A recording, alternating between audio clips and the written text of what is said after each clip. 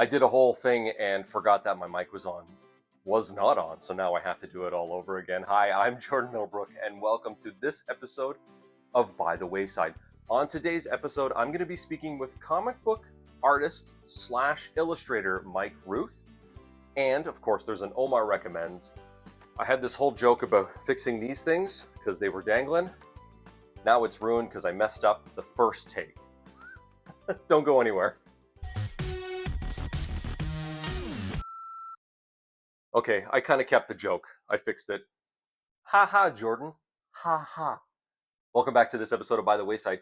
Usually there's a mug here. My By the Wayside mug is here, but today we're doing something a little bit different. I'm going to double check my mic. It's on. Whew. Because if you go to waysideshow.com is where I keep all of the past unedited episodes of By the Wayside. And way back in September, I had a guest, Michelle Vaca from Michelle's Framing, and she is a custom, this light is killing me. She is a custom framer, and she did something really awesome for me, and we're gonna open it here on camera. She framed something for me.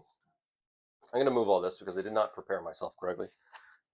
This is all, I haven't seen it. I had to open this flap. I did that before the show. So we're gonna open this together, and I'm gonna tell you about it. One of my top 5 favorite movies. Okay. One of my top 5 favorite movies is Scream. There is an artist, Surjit Chana, and he did this really cool ghost face picture. See, it says, "To Jordan at the Wayside Show." That's me, by the way. "Hope you like it, Michelle." So, of course, this is from Michelle's Framing. Her website will pop up here. You have to go and check out some of the amazing work she's done. When she was on the show, she was talking about the creative energy that she puts into it. And so she did this custom piece for me, and I'm very excited. So I'm going to try not to... If that's too loud for my mic, I apologize. My audio engineer is on vacation. She wrapped this for me. If I'm blowing out the mics, then I apologize. I think that might have been the least loudest part of this entire segment. Usually when I talk, I'm going like, ba ba ba ba ba. So Michelle wrapped this for me. I've never seen this. So you're going to see this before I do because I'm going to open it out to you. And Omar's not here, so he doesn't get to see this. Oh, is that him there? No, I thought he was just walking by. Oh, shoot. So this is the piece that Michelle did for me of Ghostface that was illustrated by Surjit Chana. You can find him, his social media will pop up here as well. So I'm going to take a look at it. Yo! This is awesome! Oh, dang. This is so cool. This is cool. She hinted to me what she was going to do. This is a lot cooler than I thought was going to happen. She extended Surjit's piece out. Dang. This is cool. I can't wait to hang this in my house. That is so awesome. I'm very excited about this. Oh, jeez. Oh, TV show. This is so awesome. I can't thank Michelle for Michelle's Framing enough for this. This is so awesome. I had a whole thing about a cowboy hat. See? Here's a cowboy hat because I'm wearing a cowboy shirt. Now this has monopolized both my brain power and how cool. This is way cooler than anything I could do. Dang, that is awesome. The frame, the piece, this is why you go to a custom framer. This is awesome. Stick around. We've got artist Mike Rooth coming up right after this. This is so awesome. Welcome back to this episode of By the Wayside. I feel like I started that like immediately. I said, "Are you ready?" Then went, "Welcome back." Let's go. Welcome back to the show. My first guest, my only guest of today's episode, of course, with the Omar Recommends that's happening a little later, Mike Rooth, comic book illustrator, comic book artist. Yeah, that works. Yeah. I know I had asked you beforehand what's an appropriate title. You said comic book artist or illustrator, so we're going to throw them all into the same. Sounds good. Yeah, I illustrate comic books, so it's a good A good descriptor. Multifunctional, creative person. I do it all, man. I love it. Yep. Well, let's get right into the questions then, Mike. Sure. Again, before we start, I really appreciate you taking the time and coming to be with me on the show. My pleasure. Awesome. And that's it. No, I'm just kidding. I read online that you in quotes, never leave the studio. As a full-time illustrator, how honest is that statement? It's very honest. I think never is probably too strong a word because I do get out for a hike every day with my wife. But yeah, by and large, I am, unless I'm at an event like this or I'm at a convention, I'm always in the studio. And by studio, I mean, living room because we don't have a studio. But yeah, it's always been where my studio is. And yeah, I'm working all the time. And before I got into comics, I was working even more in my studio.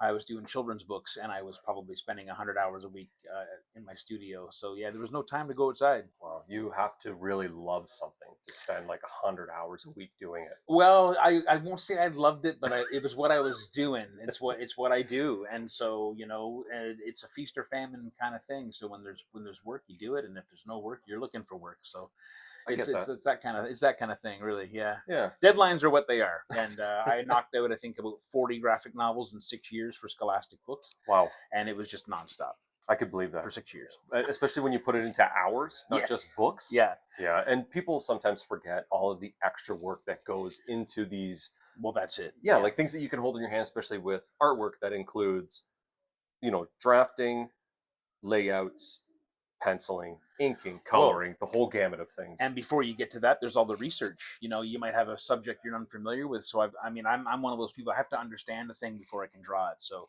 if I'm going to a particular era or a particular period of time, or I'm dealing with a particular piece of equipment, I have to understand how I'm going to draw that. So that makes sense. There's hours that goes in before you even put pencil to the page. Oh, that sounds. It's a long day. But you have to like it still. I think that's what it comes down to, right? I think that's it. Yeah. You talked about your books, but you privately have told me your story, and I told you that it was a roller coaster of my own emotions. But during the last 30 years, was there that one person that encouraged you or supported you through your illustrating career?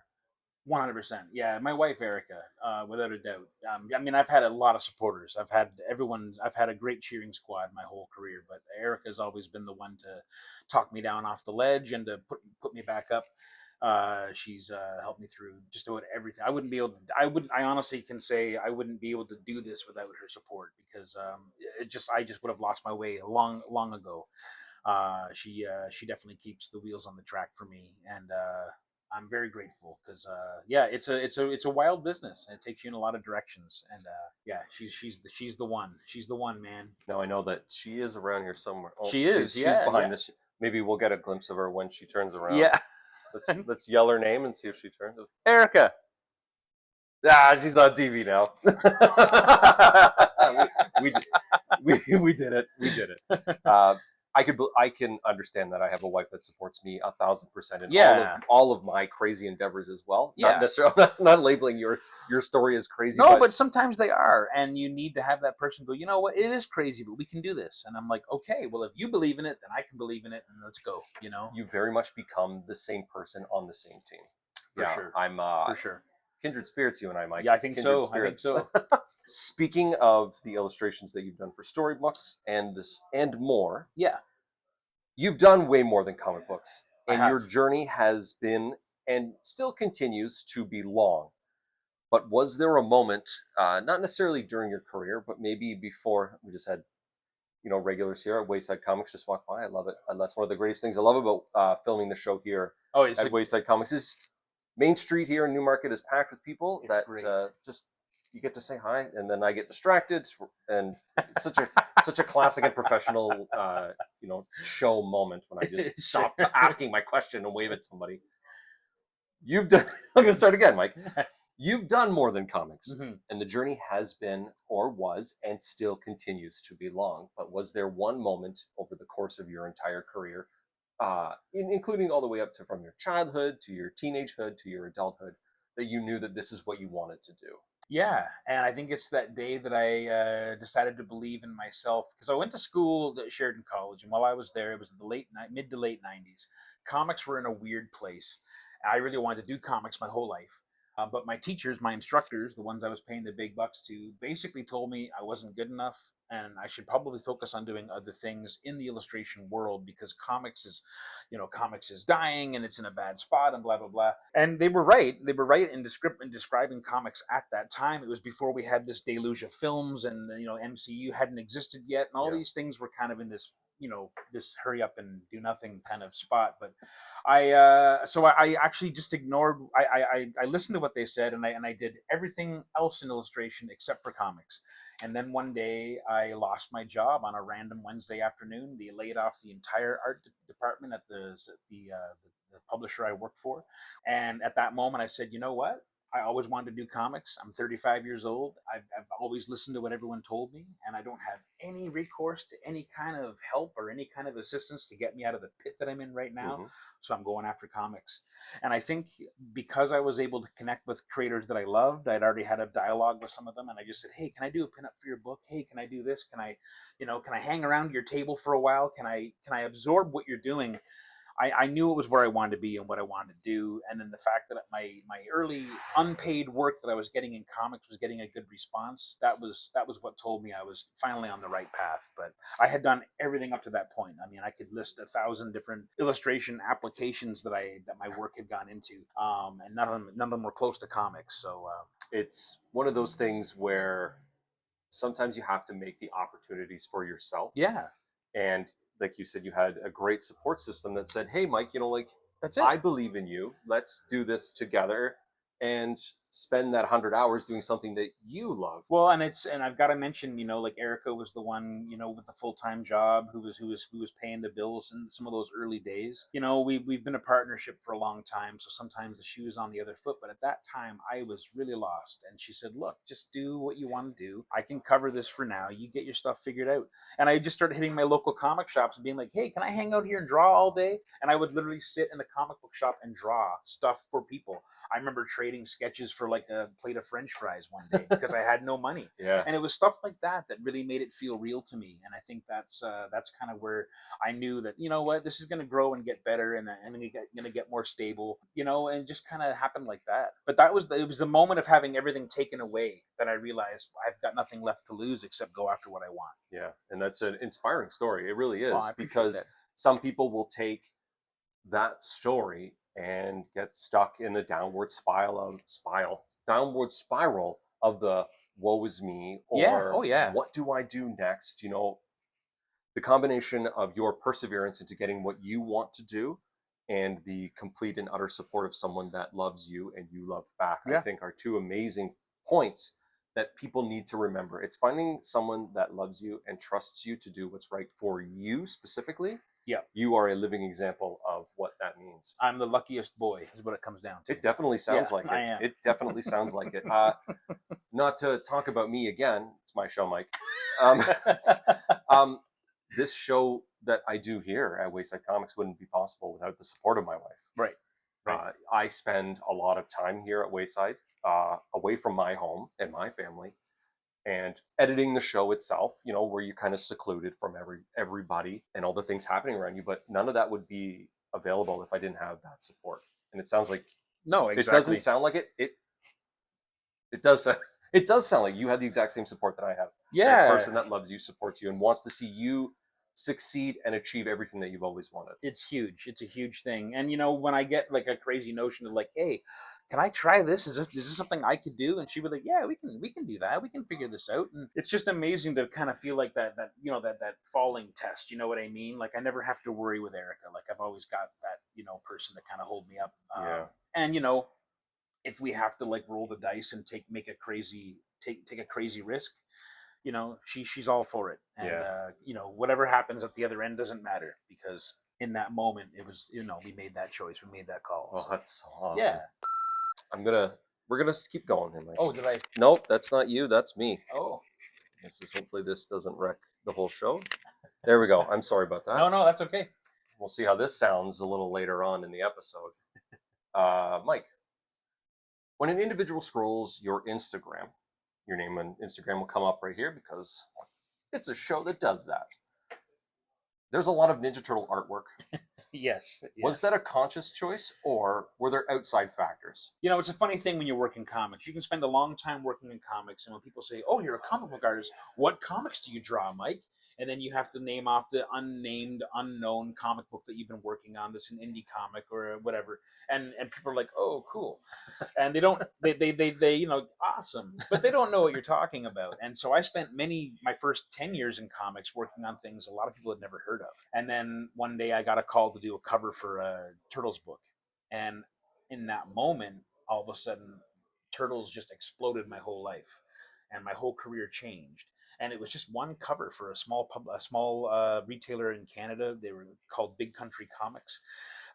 They took a chance. They wanted to do a Turtles cover, and people liked my Turtles. And then I started getting more and more Turtles work. And then I started getting collectors coming after me for sketches of Turtles. That's cool. And it just kind of blew up. And so I've just been drawing Turtles now for about 5 years, kind of steady.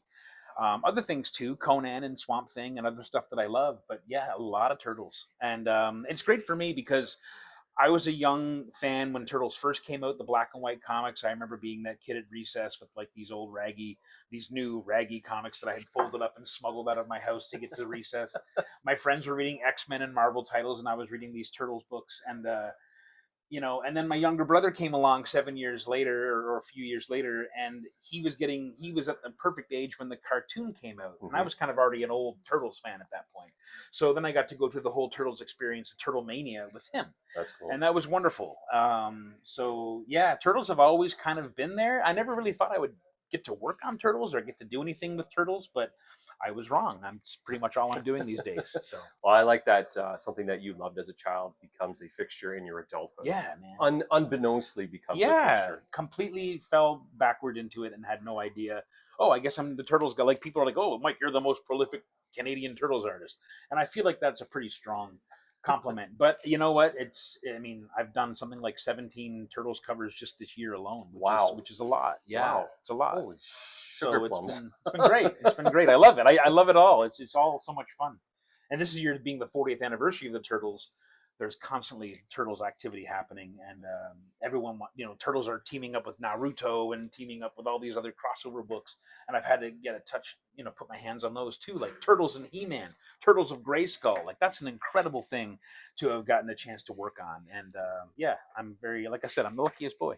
Does definitely sound like it. You've had your fingers in absolutely everything that you've loved as a child and that I've loved as a child. What a perfect person to who's experienced these things from the very beginning to 40th anniversary, Yeah. 30th anniversary, like these anniversaries of now the people that love them are adults. And Yeah. an adult gets to say, hey, other adult who loves this, check out this cool thing that I did. It's really not a lot of people get that opportunity. No, it's true. It's true. Yeah. It's well, I mean, I always think about Captain Canuck as well. I got to work on some Captain Canuck stuff ages ago, but it was when Captain Canuck was coming up on its 40th anniversary, and I just happened to turn 40. Captain Canuck, the first issue, actually came out the same month I was born. Oh. So to be 40 years old and working on the relaunch of Captain Canuck at the time, just doing variant covers, but still, it was really cool. That is cool. Yeah, it's been fun. Lots of fun. It sounds fun. Yeah. So we've gone over, your history, how you ended up where you are, the support system in which you have. We didn't get an opportunity to talk about your current work, Dodge. Yeah. Can you tell me a little bit about that? I can, yeah. So Dodge is a creation of Matt Nixon, who was the writer. He wrote for Wolverine and Conan back in Marvel in the day.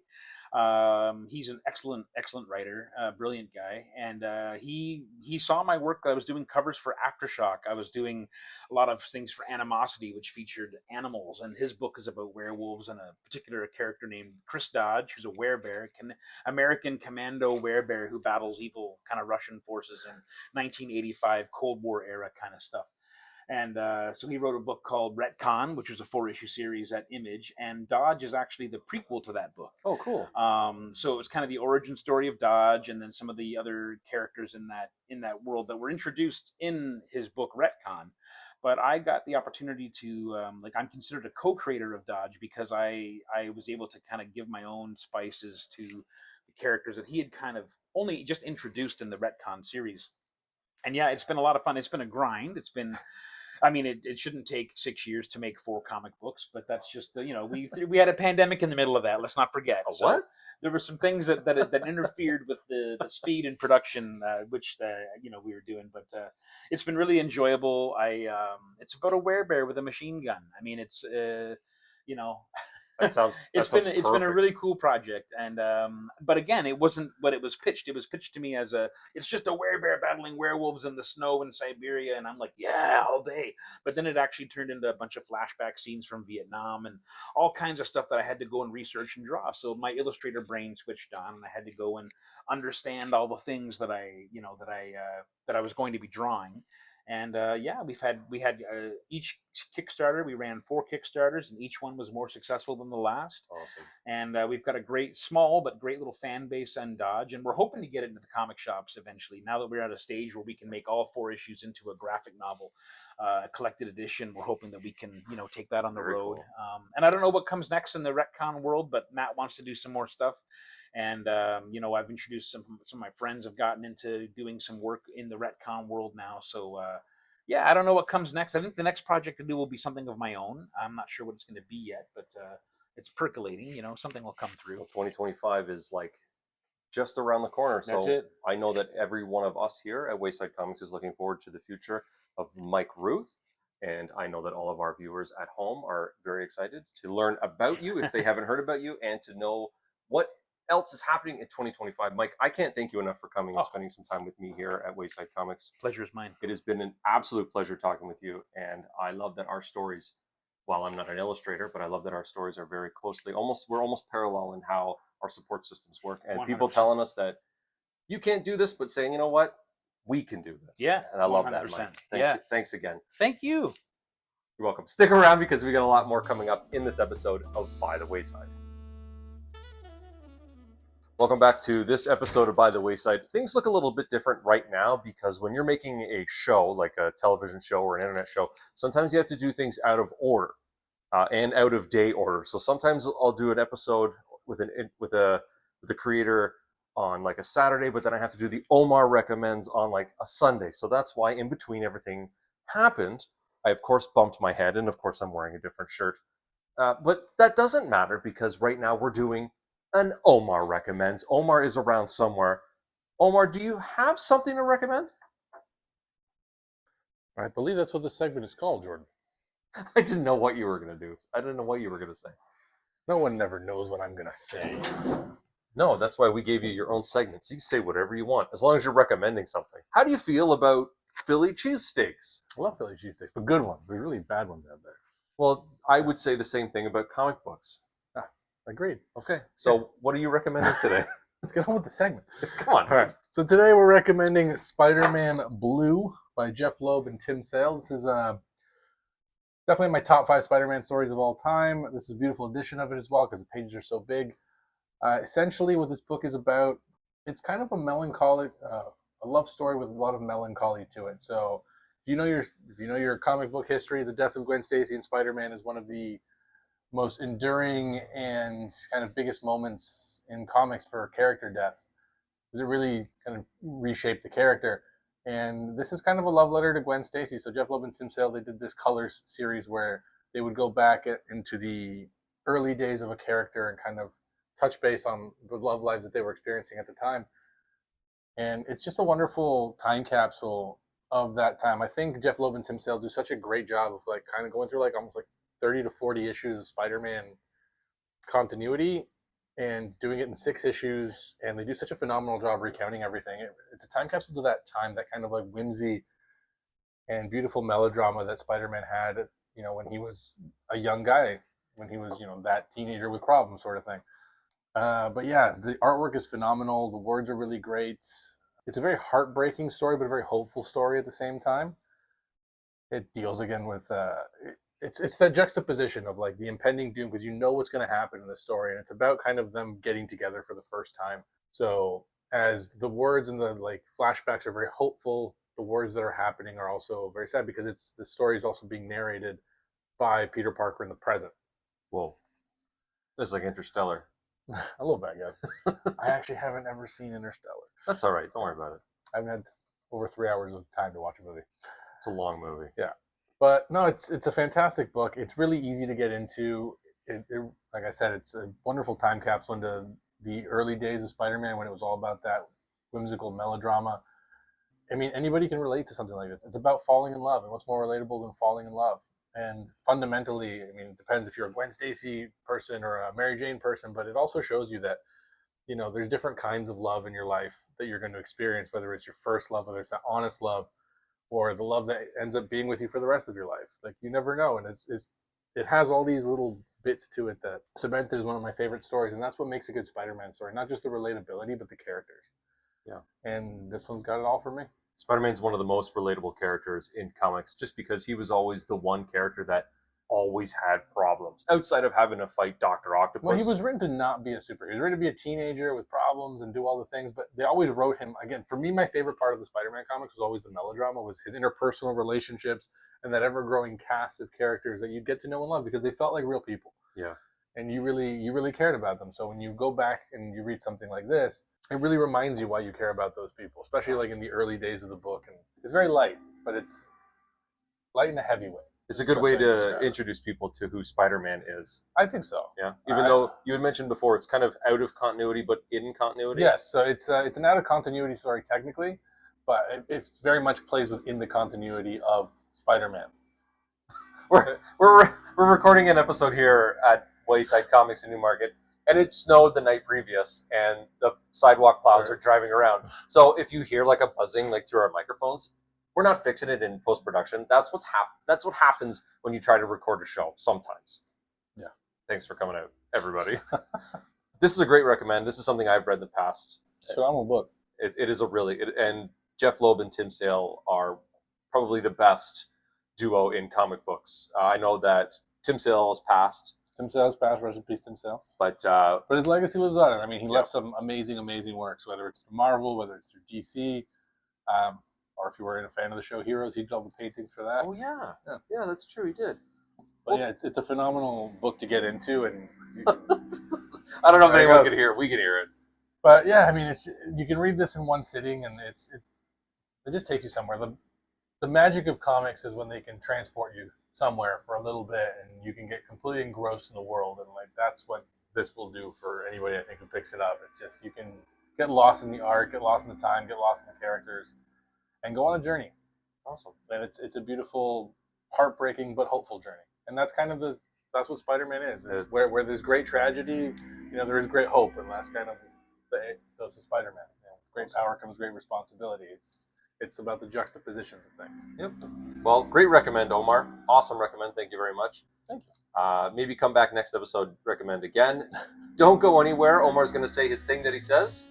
We'll catch you by the wayside. Don't go anywhere. And that is a complete episode of By the Wayside. I can't thank my guest, Mike Rooth, enough for coming in and really just taking the time to speak to me here on By the Wayside. When a creative person takes the time out of their day just to spend half an hour with me, it means the world to me because I get to learn new things about them, and I in turn get to introduce them to you because you might not know who these people are, what they do, or sometimes the struggles that they went through to get to where they are today. So thanks again, Mike Rooth. Awesome episode. Thanks again.